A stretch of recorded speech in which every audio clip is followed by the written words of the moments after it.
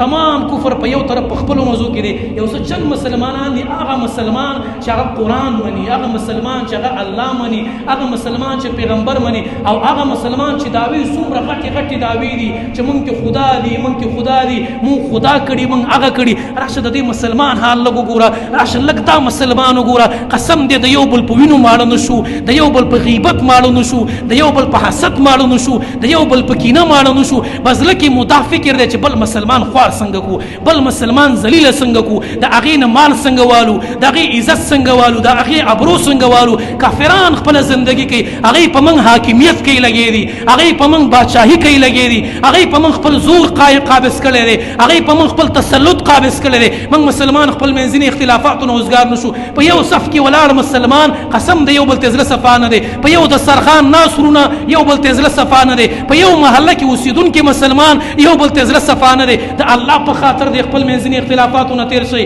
د الله په خاطر د حسدونو نه تیر شي د الله په خاطر د کینو نه تیر شي هغه خلک چې د مسلمان منځ کې اختلاف پیدا کوي هغه خلک چې د مسلمان اختلاف ته لمن وي بر سر منبر مو دعا ده الله نسو نابوت او تباہ او برباد کا هغه خلک چې مسلمان تباہ کوي اغیار له خدمت کوي کافران امریکایان خوشالي چې هغه ته نږدې شمه او هغه مال ایوارډ راکې او ما ته شاباسي وای الله من کمزوري بي وسيو داسې خلک الله په خپل قهر او مصیبت باندې اخته کا د انګريز د غلامۍ لپاره مسلمان بیړه غرق کړل د انګريز د غلامۍ لپاره مسلمان نس نابود کو دې ته سوچ نه کې چې دا زما خپل مسلمان دی دې ته فکر نه کې چې زما مسلمان ام دا مسلمان خود هغه په غلامۍ کې ځان تباہ او برباد کو قسم نه نس پلاس راغل نه بس پلاس راشي سوا د ذلت نه چې ذلت مقدر دی چې څومره غلامان وای دومره بذلیل وای ته څومره آزاد وای دومره به الله عزت درکې ورنه صحابه تاریخ لګو ګوري د اسلاف تاریخ لګو ګوري خپل مشران مطالعه کوي هغه چې عزت غسته او قسم دې په آزادۍ غسته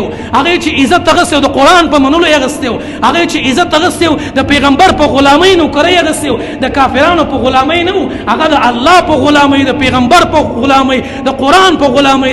ما الله ما اسمان ما غزمکا کنن موږ د الله په صحیح معنا کې بندگان جوړ شو او صحیح ایمان ځان کې پیدا کو والله د تمام کفر دی په یو طرف شي بیا مسلمان ته سنشي ویل خو بدبختی ده او الله دې بدبختی ختمه کی الله دې امن او خوشحالي راولي څومره مسلمان چې په مصیبت کې چې شرطم دی الله دې دغه بدبختی او پریشانی او مصیبتونه ختم کی الله دې یو د امن د سوکالۍ د خوشحالۍ او د مینې محبت فضا قائمه کی هذا واخر دعوانا الحمدلله